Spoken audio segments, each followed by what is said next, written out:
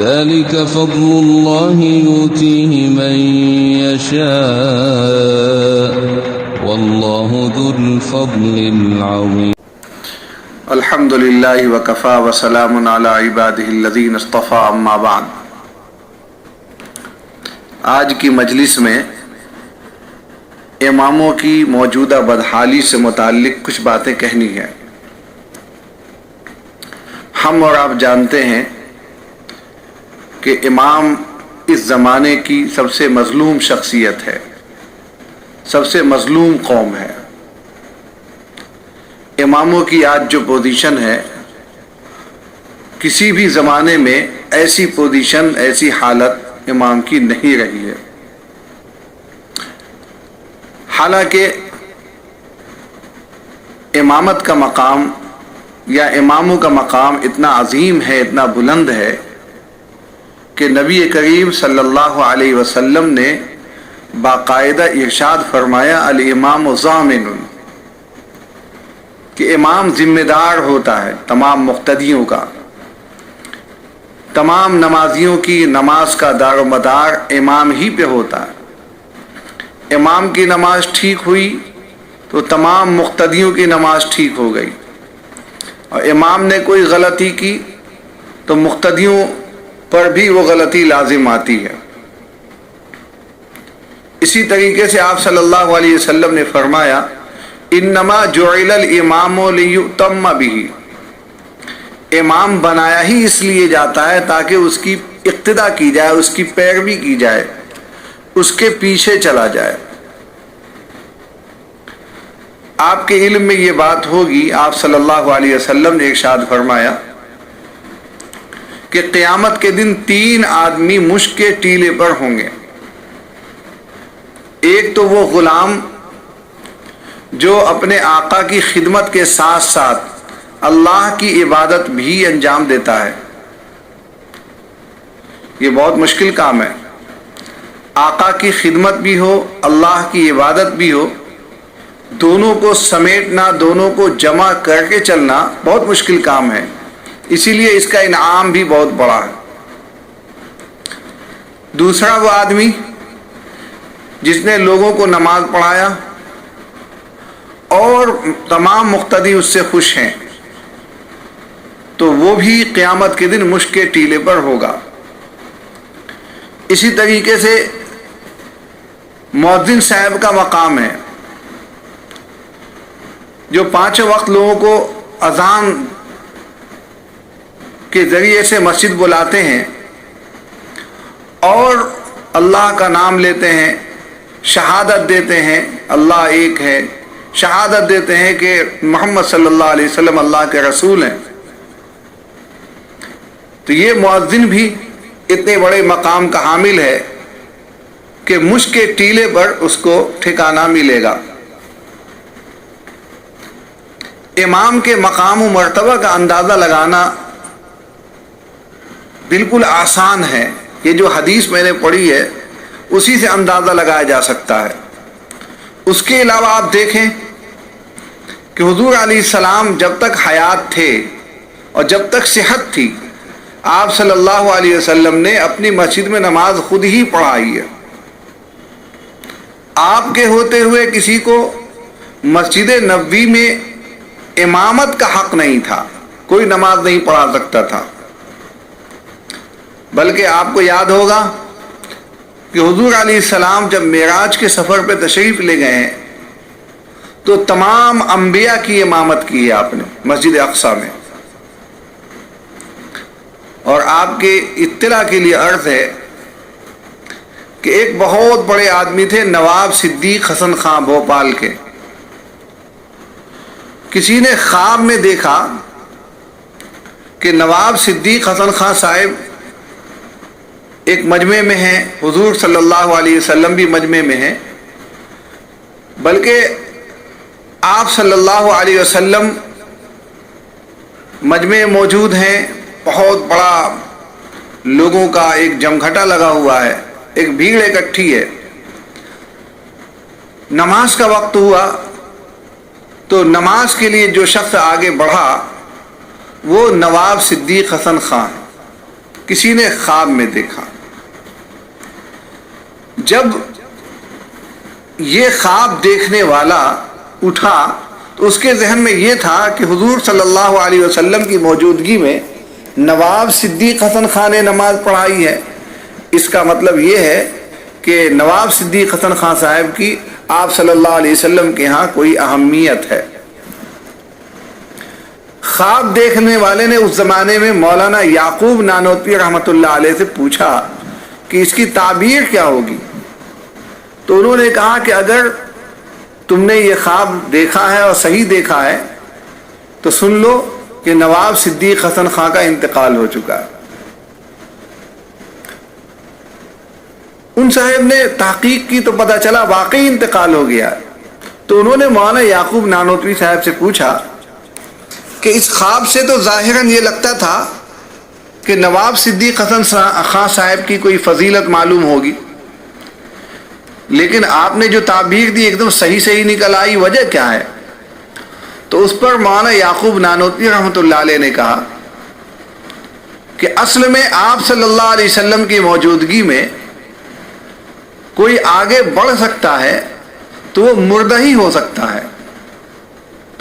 زندہ ہونے کی حالت میں حضور علیہ السلام سے آگے کوئی نہیں ہو سکتا.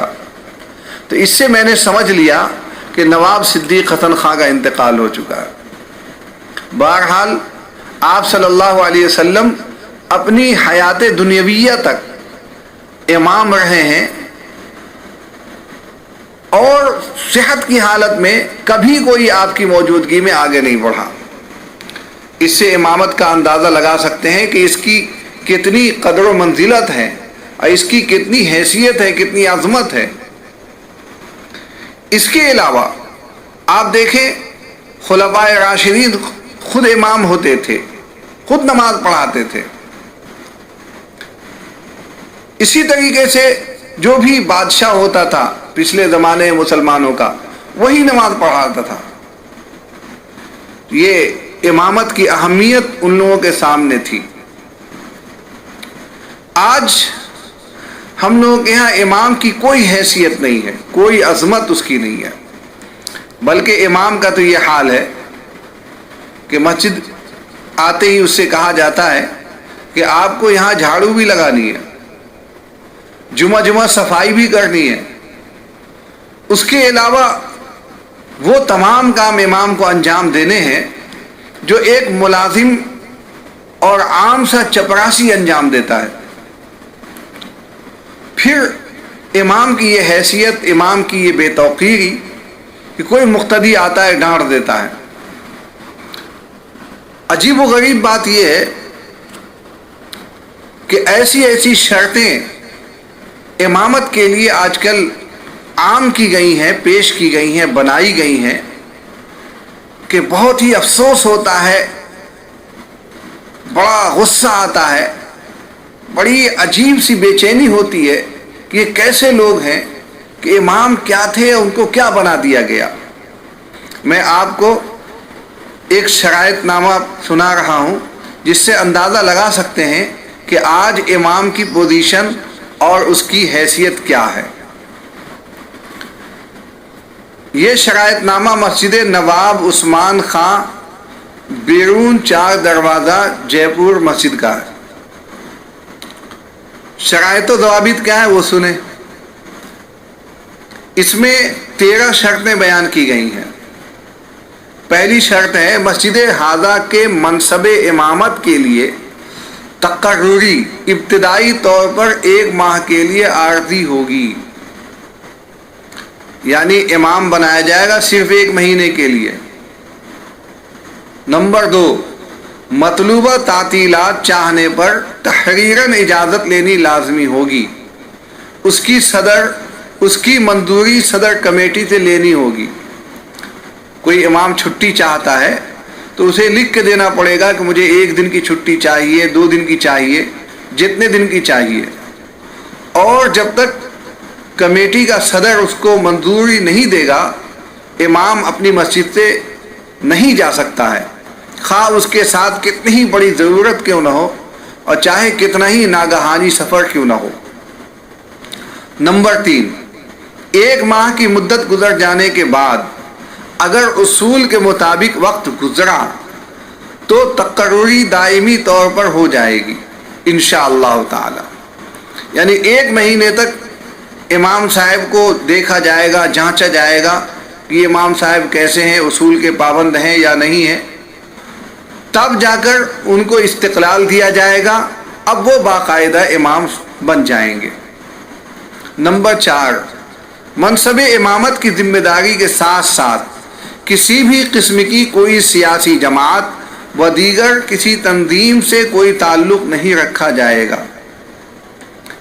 یعنی امام صاحب صرف مسجد کے ہوں گے اور مسجد کے باہر کوئی بھی فلاحی کوئی نیک کام کرنا چاہیں گے، کسی تنظیم سے جڑ کر وہ مسلمانوں کی بہتری کے لیے، مسلمانوں کی فلاح و بہبود کے لیے کوئی کام کرنا چاہیں گے تو مسجد کی جانب سے کوئی اجازت نہیں ہوگی. نمبر 5، کسی بھی دینی سماجی ادارہ، مکتب، مدرسہ، جامعات، دارالعلوم وغیرہ کے چندہ چاہے نقد ہو یا کسی دیگر شکل میں شرکت کی اجازت نہیں دی جائے گی. دیکھیے اس میں یہ کہا گیا ہے کہ آپ کسی بھی دینی سماجی ادارے میں نہیں جا سکتے. مکتب، مدرسہ، جامعات، دارالعلوم کا چندہ اگر ہوتا ہو کہیں تو آپ ان اداروں کے لیے کوئی خدمت نہیں کر سکتے. آپ کو اجازت نہیں ملے گی کہ آپ ان مدارس کی اور دین کی خدمت کرنے والے ان اداروں کے لیے آپ کوئی کوشش کریں. 6، حجرہ یا مسجد حاضہ میں اپنی جانب سے کسی فرد یا افراد کو قیام کی اجازت نہیں دی جائے گی.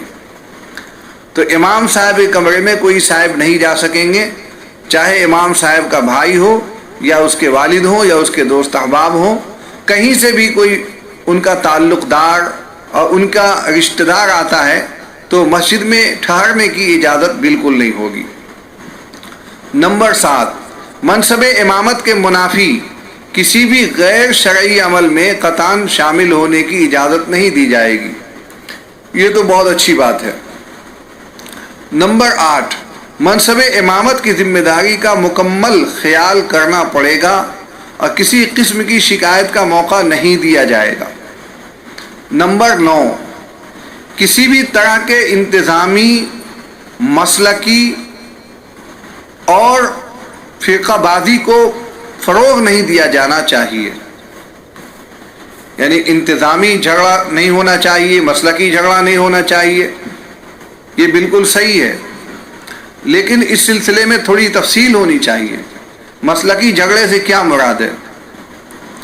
نمبر 10، مندرجہ بالا تحریر کے علاوہ تمام باتیں جو مسجد کمیٹی کی جانب سے آئندہ آتی رہیں گی پابندی لازمی ہوگی. یہ امام صاحب پر پابندی ہوگی کہ وہ مسجد کمیٹی کی جانب سے جو بھی باتیں آئیں گی، جو بھی ہدایات آئیں گی، سب ان کو ماننا ہے. نمبر 11، منصب امامت کے لیے تنخواہ 10,000 روپے فی ماہ ہوگی. 10,000 روپے میں اتنی شرطیں لگائی گئی ہیں. نمبر 12، کسی بھی اشکال کے سلسلے میں عوام کے بجائے انتظامیہ کمیٹی سے رابطہ کیا جانا لازمی ہوگا. اگر امام صاحب کو کوئی اشکال ہے، کوئی پریشانی ہے، کوئی دشواری ہے تو وہ مسجد کے کسی مقتدی سے رابطہ کرنے کے مجاز نہیں ہوں گے، بلکہ کمیٹی سے ہی وہ بات کر پائیں گے. نمبر 13، مندرجہ بالا تمام شرائط میں سے کسی بھی شرط کی خلاف ورزی پر منصب امامت سے برطرف کر دیا جائے گا. یہ شرائط ہیں امامت کی جن سے آپ سمجھ سکتے ہیں کہ امامت کرنا اس زمانے میں کتنا مشکل کام ہے. عجیب و غریب بات یہ ہے کہ امام کی اس بے توقیری کے باوجود کبھی احتجاج نہیں ہوتا. اس میں کوئی شک نہیں کہ امام پر مظالم ہیں، امام پر ظلم ہوتا ہے بلا شبہ، اور اس میں کوئی شک نہیں کیا جانا چاہیے. لیکن ذرا ہم کو ایک دوسرے پہلو پہ بھی توجہ دینی ہے، اور وہ پہلو یہ ہے کہ یہ امام کیوں اتنے مظلوم ہوتے ہیں، تو اس کی وجہ یہ ہے کہ ہم میں کا جو بھی آدمی مسجد جاتا ہے نماز پڑھانے کے لیے اور امامت کے لیے خود کو وہاں آمادہ کرتا ہے، تو اس کے ساتھ بہت بڑی پریشانی یہ ہے کہ مقتدیوں کی جی حضوری بہت زیادہ کرتا ہے۔ اماموں میں غیرت نہیں ہوتی، اماموں میں خودداری نہیں ہوتی، اور جب تک یہ چیز نہیں ہوگی امام کے اندر جو بات ہونی چاہیے اور امام کا جو مقام لوگوں کے درمیان ہونا چاہیے وہ نہیں بن سکتا۔ نتیجہ یہ ہے کہ ایک امام جاتا ہے اور اس کے بعد کئی اماموں کی لائن لگ جاتی ہے، اور پہلے جتنی تنخواہ دی جاتی تھی پہلے امام کو، دوسرا امام اس سے کم تنخواہ پہ آمادہ ہو جاتا ہے۔ جب اس کو نکالا جاتا ہے تو اس کے بعد والا امام اور کم تنخواہ پہ آمادہ ہو جاتا ہے۔ یہ تمام صورتحال ہے۔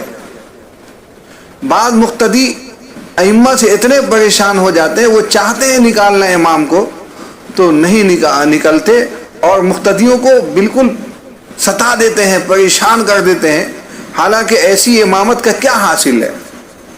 آپ صلی اللہ علیہ وسلم نے جس امام کو خوشخبری سنائی ہے مشک کے ٹیلے پر قیامت کے دن ہونے کی، یہ وہ امام ہے جس سے نمازی راضی ہوں۔ میں آپ کو اپنا واقعہ سناتا ہوں۔ میرا اپنا واقعہ یہ ہے، میں جس زمانے بمبئی میں تھا اور میری تدریس کا ابتدائی زمانہ تھا، اس وقت تک میں کہیں لگا نہیں تھا، ایک جگہ لگا تھا لیکن وہ جگہ چھوٹ گئی تھی، تو ایک مسجد میں لگا۔ وہاں کے لوگوں نے چاہا کہ پچھلے امام کو نکال دیا جائے، تو پچھلے امام صاحب قاسمی تھے، فاضل دارالعلوم تھے، اور ان کے مزاج سے وہاں کے ذمہ داران بہت زیادہ پریشان تھے، لیکن وہ تھے کہ نکلنے کا نام نہیں لیتے تھے۔ تو لوگوں نے جب مجھے امامت کے لیے چنا تو میں نے نماز پڑھانی شروع کی۔ بات یہ طے پائی کہ 5 وقتی نماز تو یہ امام صاحب پڑھائیں گے، یعنی پرانے امام صاحب، اور جمعہ کی نماز نئے امام صاحب پڑھائیں گے۔ چنانچہ ایسا ہی ہوا، ایک جمعہ نکل گیا، پہلا جمعہ میں نے ہی نماز پڑھایا۔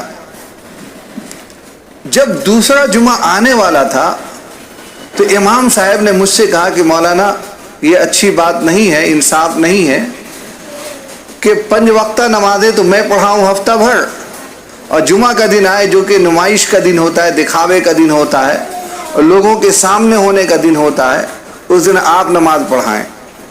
تو میں چاہتا ہوں نماز جمعہ کل میں پڑھاؤں گا۔ میں نے کہا بہت اچھا، کوئی بات نہیں ہے، آپ پڑھائیے۔ خیر جمعہ کا دن آیا، جمعہ کا وقت بھی آیا۔ جب ٹائم ہو گیا تو بعض ٹرسٹیوں نے مجھ سے کہا کہ آپ نماز کے لیے آگے بڑھیں، تو میں نے اشارے سے کہا کہ امام صاحب خود نماز پڑھائیں گے، بات ہو چکی ہے۔ خیر انہوں نے نماز پڑھائی، اور نماز پڑھانے سے پہلے ایک تقریر کی انہوں نے، اور ٹرسٹیوں کے خلاف اتنی سخت باتیں کہیں، اتنی مغلظات سنائیں، اتنا الٹا سیدھا کہا۔ پھر نماز کے بعد ٹرسٹیوں نے فیصلہ کیا کہ امام صاحب کو نکالنا، اور باقاعدہ کہہ دیا کہ امام صاحب کو معزول کیا جاتا ہے۔ اب یہ امام صاحب اپنے محلے والوں کے پاس چلے گئے، تعلق والوں کے پاس چلے گئے، ان کو جمع کیا، اکٹھا کیا، اور اس کے بعد امام صاحب تشریف لائے مسجد میں اور ٹرسٹیوں کو جمع کیا۔ تو اپنے تعلق والوں کی موجودگی میں امام صاحب کہتے ہیں کہ اگر مجھے نکالا جاتا ہے تو تنہا میں نہیں نکلوں گا، بلکہ یہ جو نئے امام صاحب ہیں ان کو بھی نکالنا پڑے گا۔ اگر مجھے نکالنا ہے تو ان کو بھی نکالیں، اور ان کو نہیں نکالتے ہیں تو میں نہیں نکلوں گا، اور اگر ان کو مجھے نکالا گیا تو اس امام کے ساتھ، نئے امام کے ساتھ جو کچھ ہوگا اور جو بھی بدسلوکی ہوگی، اس کے ساتھ جو بھی بد انجامی ہوگی، اس کے ذمہ دار امام صاحب ہوں گے، آپ حضرات ہوں گے، ہم لوگ نہیں ہوں گے۔ ٹرسٹیان بہت زیادہ خفا تھے، بہت پریشان تھے۔